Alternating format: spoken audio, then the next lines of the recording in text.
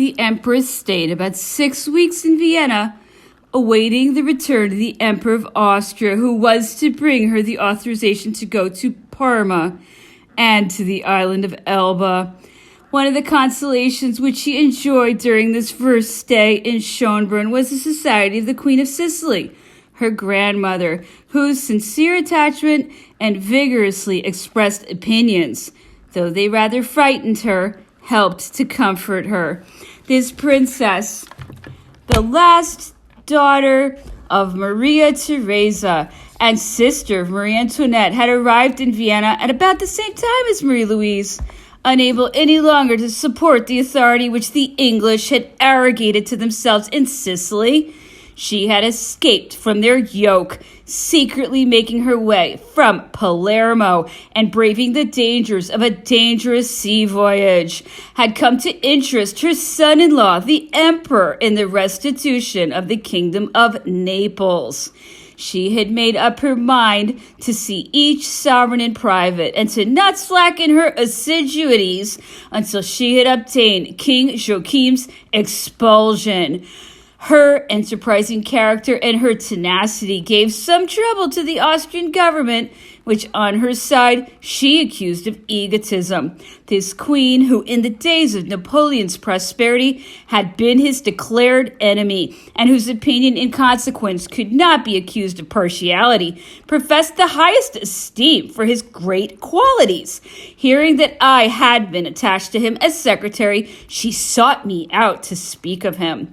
She said that formerly she had reasons to complain of him, that he had persecuted her and hurt her feelings, for I was 15 years younger at the time, but that today he was unhappy, and she forgot it all. She could not check her indignation at the sight of all the maneuvers which were being made to sever the bonds which were the glory of her granddaughter, and to deprive the emperor of the sweetest consolation which could be his after the immense and cruel sacrifices which had been wrested from his pride. She added that if they were prevented from meeting, Marie Louise ought to tie her bedsheets to her window and escape under disguise. That's what I should do in her place, she said, because when a woman's married, it's for life. Such an act of boldness, which pleased the enterprising spirit of the old queen, was not in the scope of Marie Louise's character, and contrary to her ideas of the proprieties. She was, moreover, lulling herself in the hope of being soon placed in possession of Parma, where she would be her own mistress and able to go where she pleased. Marie Louise used frequently to visit her grandmother. The old queen resided in the small chateau of Hetzendorf, which was reached by one of the avenues of the Schönbrunn Park. She gave her granddaughter advice, which was too energetic to please the Empress of Austria and the Austrian cabinet. The Queen of Sicily, having found a portrait of Napoleon enriched with diamonds, whilst looking over the contents of Marie Louise's jewel case, urged her granddaughter to wear it.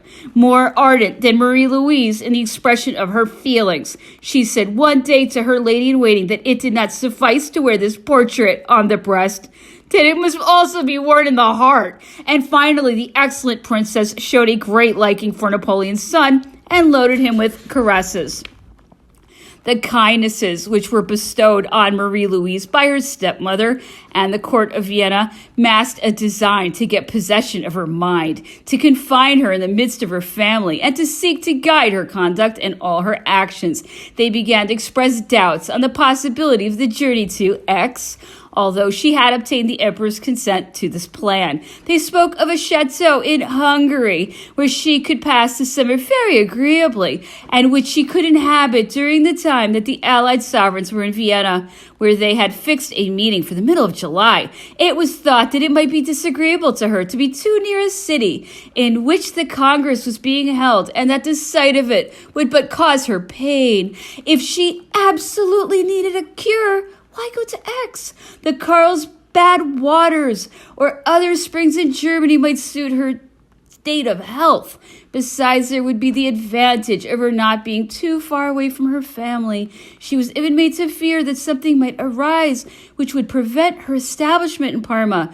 These hints troubled the Empress, but she clung to the idea of going to Aix because her father had promised her that after the season at the Springs she would be at liberty to proceed to Parma directly. Another reason was that she had appointed to meet Madame de Montebello, whose absence she much regretted, at Aix. Her recollections of France and the Emperor had an attraction for her at the time.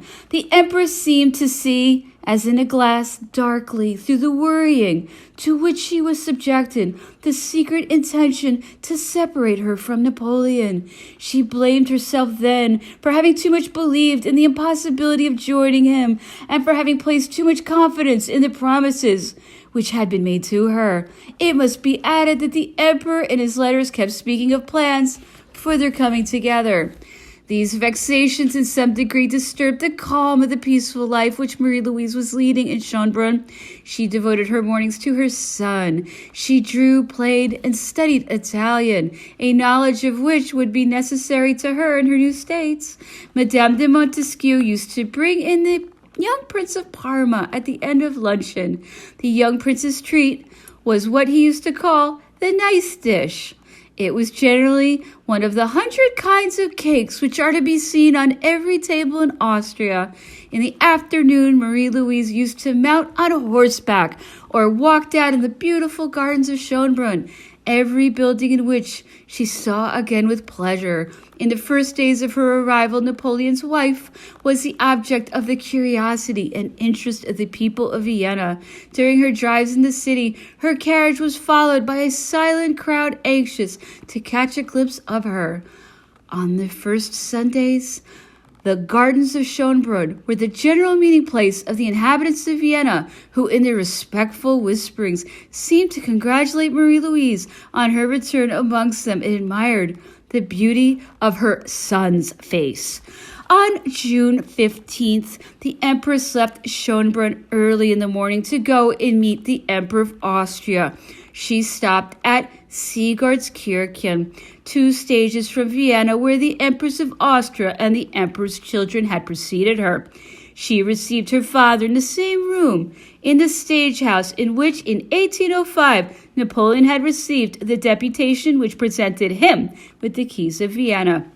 The remembrance of the scene which I had witnessed 9 years previously retraced itself in my mind with curious vividness.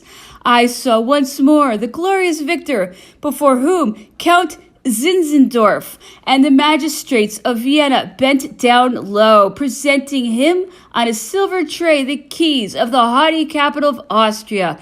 I saw once more the faces and the attitudes of the deputies, recommending their city and its inhabitants to Napoleon's generosity. So strongly had this hallucination seized upon me that involuntarily I closed my eyes. How different the sight that met my eyes today! In the place of the victorious soldier, whose proud attitude was tempered by a feeling of natural generosity, I beheld a princess, almost on her knees, with wet eyes, bending before a sovereign who raised her up with a great gesture, half of pride, half of tenderness. This princess was the wife of Napoleon, and the sovereign who today prescribed her husband was the same who formerly at the bivouac of Sareuschitz had implored the clemency of the French Caesar. Marie-Louise accompanied the Emperor Francis alone in his carriage to the last stage. On arriving there, she left him, as she was anxious to get to Schönbrunn a quarter of an hour before him, so as to be able to present his grandson to him on his arrival. An extraordinary crowd of people from Vienna and the surrounding districts filled the road, the avenues of the park, and had even invaded the outer rooms of the palace. The Austrian monarch left Schönbrunn on the morrow to make his solemn entry into the Austrian capital. He was on horseback, accompanied by the archdukes, his brothers, preceded and followed by his guard, at the head of which marched Prince Lambesc, who was styled Prince of Lorraine. In Vienna, captain of the First Guard of Archers, Prince de Ligna, captain of half-bird bearers, and Prince Esterhazy, captain of the Hungarian Guard of Nobles. The uniform of the latter, as well as the harness of his horse, was covered with pearls and diamonds of considerable value. According to the custom, there was perhaps not one street through which the emperor and his procession did not pass to the acclamations of an immense crowd. This march through the city lasted 5 hours and terminated at the Metropolitan Church of St. Stephen, at the door of which the Archbishop of Vienna harangued the Emperor Francis, who was afterwards presented at the Te Deum. The Emperor of Austria had been advised to make his entry into Vienna on an Arab horse which had been used by Napoleon and which had been brought to Paris with the Empress's equipages. But he had the good sense to refuse this kind of triumph. The Austrian sovereigns returned to Schönbrunn on the morrow and remained there until the departure of the Empress Marie-Louise to the waters of Aix. Whilst granting her permission to undertake this journey, it was impressed upon her that it was necessary that in the future there should be at her side a person destined to act as her advisor and as a go-between between her and the Austrian cabinet. The emperor had selected Prince Nicholas Esterhazy. This person's rank, age, and prudence justified this selection, but the Vienna cabinet caused Prince Esterhazy to be replaced by General Count Neipperg, who was commanding a division of Austrian troops in Pavia and who was ordered to proceed to Aix. The Austrian general, Count Nugent, having taken possession of the Duchy of Parma in the name of the sovereign, Marie-Louise, had sent an agent to obtain first information as to the state of affairs in the country and its situation. This agent, no doubt, did not meet with the favor of the Austrian authorities, who treated the Italian provinces like conquered territories. Badly treated, badly received, and even locked up in jail. The Duchess of Parma's envoy only secured his liberation by means of the pressing appeals made by this princess to her father, the Emperor of Austria. When Marie-Louise had been of opinion that she would be free to proceed directly to Parma, she wished to take her two celebrated artists from whom she was receiving lessons. They themselves had asked to go. One was Monsieur Payer. Born in Parma, he was pleased with the prospect of going to end his days in his native country. A feeling of gratitude engaged him to follow the fortunes of his royal pupil and to go and establish himself in her new states. He had been loaded with kindnesses by the emperor, who, after the victory of Jena, had brought him to Paris with his wife to attach both of them to the palace musical service with large salaries. He had been appointed director of the court theatrical performances and master of singing to the empress. He had succeeded Spontini in 1812 in the management of the Italian theater. Hardly had the negotiations for his establishment in Parma been begun. Then he was appointed director of the concerts to Louis XVIII, to which post he afterwards added that of director and composer of music to the Duchess of Berry. The other was Monsieur Isabey. The empress was accustomed to the drawing lessons of this skillful and witty artist. She liked him very much and was much pleased with his good-natured humor. He was moreover the friend of Corvisart, and was protected by the Duchess de Montebello, in whom Marie-Louise had great confidence. Isabey, in going to settle in Parma, wished to find their compensations for the advantages which he lost in leaving Paris. His pretensions appeared too great to the empress, who was no longer rich enough nor great enough a sovereign to satisfy them as she would have wished to have done. And besides, she did me the honor of writing to me. Even were he to come for nothing, I should never allow myself to take him without first having obtained the emperor's consent. You know how he objected to him, and I must respect his prejudices, for though I am separated from him, I am nonetheless responsible for my conduct to my husband. The Emperor of Austria had deigned to receive Madame de Brignol, Monsieur de Bausset, and myself.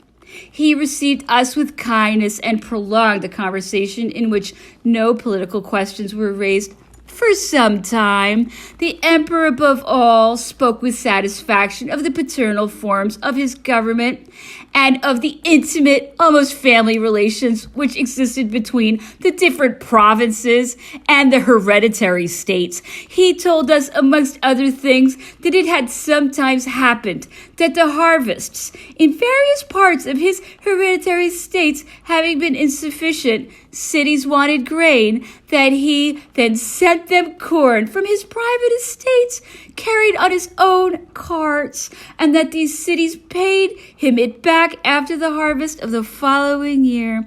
It seemed to me that I was listening to a patriarch of primeval days speaking of his patronage and protection of his tribe, and not to the chief of a great empire discoursing on the forms of government of his vast estates.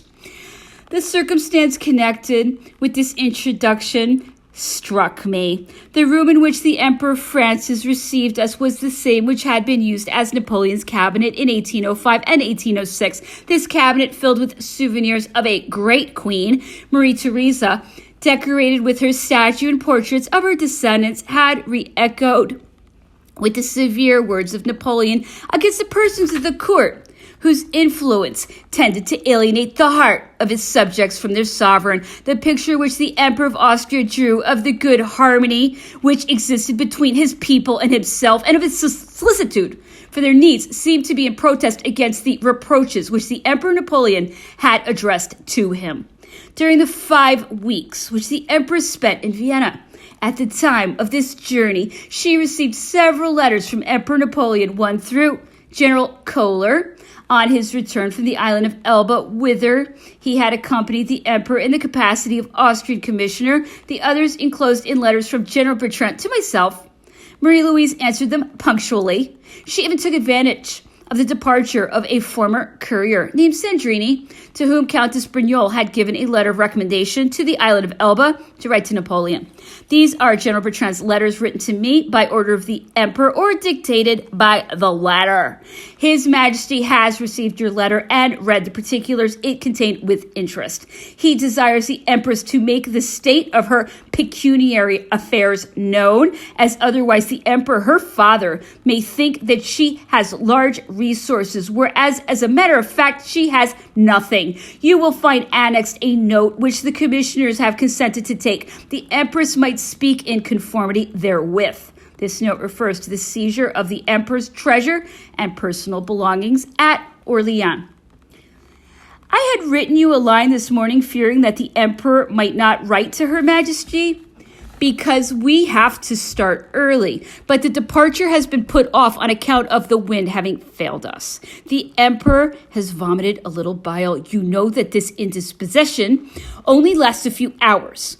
At the time of writing, the Emperor is in wonderful health. He has just written to the Empress. Please receive etc. etc. Saint Bertrand. Fréjus, April 26, 1814, 6 o'clock in the evening. I receive your letter at the moment of starting for the island of Elba. The weather is fine, and we hope to arrive there in less than 2 days. We had a very sad journey, as you may imagine. Fairly good throughout almost the whole of France, but in Provence, we were exposed to insults which fortunately had no consequences. You can imagine that we are very anxious that the Empress should come and divide her time between Parma and the island of Elba. It would make an enormous difference to the Emperor and to all of us. We should be happy to see her now and again. She was so kind to my wife and to myself that nobody desires it more than I do. Lay my homage at her feet, my respect and my devotion. The Emperor has always been in very good health in spite of the cruel position he has been in during the last month. He handed his letter to the Empress to General Shuvaloff's aide-de-camp, who is proceeding to the Emperor of Austria. As this letter will not be carried there directly, the Empress may perhaps be anxious at receiving no answer. I hand my letter to the courier so that you may be informed of the early arrival of the Emperor's answer. You will hardly be able to read my writing, but I am in a great haste, and my heart is so full that I hardly know what I am writing. My sentiments are nonetheless for you what, as you know, they have been for a long time. Saint Bertrand, Fréjus, this 29th April, 1814 at 7 a.m. General Kohler is leaving the island of Elba and will probably go to the Empress. He will thus be able to give you particulars about our island, which is prettier than we thought. It is in a good state of cultivation. The heat is not excessive. The Emperor will be fairly well lodged. His health is excellent. Please present my respects to the Empress. Signed, Bertrand. Porto Ferreo, this 9th May, 1814. I have received your letter from Provence in April 26th. The newspapers have informed us of His Majesty's visit to Schaffhausen. She must have arrived in Vienna on the 16th. I had delivered the letter, which was enclosed in yours. The Emperor wished to answer the Empress through the under-officers Schopf and Hertlieb, who are returning to join General Kohler. But the Emperor is out riding, and the ship is under sail, so that they are obliged to go off without the Emperor's letter. I regret it very much. The Emperor is very happy here and seems to have forgotten that only a very short time ago he was in such a different position. He's very busy getting his house into order, furnishing it, and looking out for the sight of a pretty country house. We often speak of our excellent Empress, the officer of the guard whose wife is in His Majesty's service, and who had the honor of presenting his respects to her at Dijon, has just arrived and gave us your news. I repeat, etc., etc. Signed, Bertrand. Porto Ferreo, this 27th May, 1814.